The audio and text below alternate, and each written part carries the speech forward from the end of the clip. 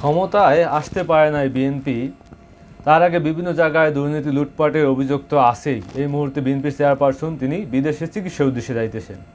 আর অন্যদিকে এই যে শিক্ষিত আইনজীবীরা, এখানে ডিবিসি নিউজ তারা নিউজ করছে যে টয়লেট দখল করেছে বিএনপিপন্থী আইনজীবীরা। নিউজটা একটু দেখেন যে কতটা ভয়াবহ পরিস্থিতি। ক্ষমতায় যাওয়ার আগেই যদি এই পরিস্থিতি হয়, ক্ষেত্রে দেখা যায় সেগুলোকে আটকিয়ে অনেকে সেটাকে চেম্বার বানানোর চেষ্টা করতেছে। আমাদের লয়ারের সংখ্যা বেড়েছে, মক্কেলের সংখ্যা বেড়েছে, সাধারণ মানুষ বাথরুমে যেতে পারে না। বাথরুমটি ভেঙে একটি চেম্বার করে সেটাকে দখল করা হয়েছিল। একজন আইনজীবী একাধিক চেম্বার নিয়েছেন, আবার একাধিকভাবে তারা স্টলও নিয়েছেন। চেম্বারেরও মালিক, স্টলের মালিক। আবার অত্যন্ত দুঃখজনকভাবে দেখা যায় যে চেম্বার নিয়ে তারা চেম্বার ইউজ না করে চেম্বার ভাড়া দিয়ে খাচ্ছেন, যাতে অন্যান্য আইনজীবীরা বসতে পারতেছে না। আমাদের লয়ারের সংখ্যা বেড়েছে, মক্কেলের সংখ্যা বেড়েছে, সাধারণ মানুষ বাথরুমে যেতে পারে না। বিশেষ করে বিদ্যুতের অত্যন্ত কষ্ট হয়।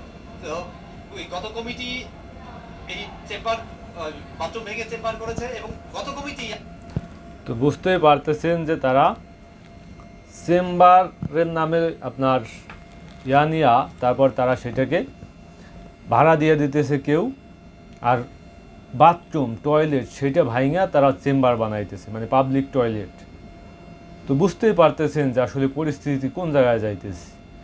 বাংলাদেশের অধিকাংশ উপজেলা, জেলায়, কোর্ট কাছারিতে, আদালতে গেলে আপনি টয়লেট খুঁজে পাইবেন না, টয়লেট আপনি যাইতে পারবেন না। এবং যদিও টয়লেট সেখানে থেকে থাকে পর্যাপ্ত পরিমাণে নোংরা, কিন্তু আবার ভিআইপি উকিলদের জন্য আবার আলাদা টয়লেট পাইবেন। আপনি উকিলদের জন্য আলাদা টয়লেট পাইবেন, সেখানে ভিআইপি ব্যবস্থা আছে। কিন্তু একজন আসামি বা একজন কোর্টে হাজিরা দিতে যাওয়া বা একজন উকিলের চেম্বারে যাওয়া কোনো ব্যক্তি সে টয়লেটে যাইতে পারবে না। তার বাথরুম নাই, প্রকৃতির ডাক তাকে সাড়া দেয় না। শুধুমাত্র এই উকিল, ভিআইপি যে পার্সন আছে তাদের জন্য প্রকৃতির ডাক।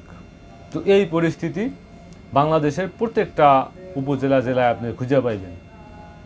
তো আসলে এরকমের যদি সেই টয়লেট দখল করে তারপর তারা যদি চেম্বার করেন, এখানে হেডলাইন করা হয়েছে বিএনপিপন্থী আইনজীবীরা, এবং আরও অভিযোগ আছে যে আওয়ামী লীগের আমলেও এরকমের কাজ সেখানে হয়েছে। তো বুঝতেই পারতেছেন যে আসলে আমরা যে ভালো হব, কিভাবে হব, একটা সুন্দর পরিবেশ যে আপনি গড়বেন বাংলাদেশের ভিতরে, কোনো উপায় আছে? তারা টয়লেট ভেঙে তারপর চেম্বার বানায়, কতটা নির্লজ্জ, বেহায়া। তার এরকমের শিক্ষিত আইনজীবীরা, এদের কাছ থেকে আপনি কী শিখবেন?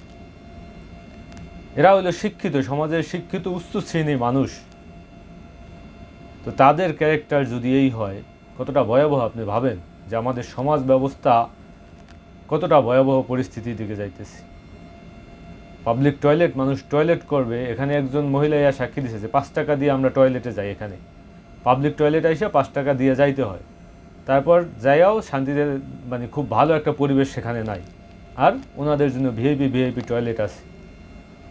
তো এই হইল পরিস্থিতি, এবং সেই টয়লেটগুলো ভাঙে তারপর তারা চেম্বার বানাইতেছে।